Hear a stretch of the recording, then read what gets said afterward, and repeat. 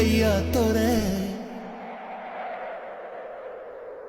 கை நிறைய அள்ளித்தரும் கையில் இப்ப விலங்கு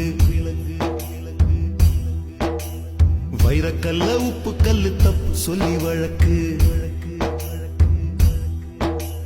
தேழு கொட்டி வலி கூட கொஞ்சம் நேரம் இருக்கும் தோழன் சொன்ன வார்த்தை இது வாழும் வர வலிக்கும் போதி மரத்தை போல புத்தன் நினைச்ச மரம் போலி மரமாயா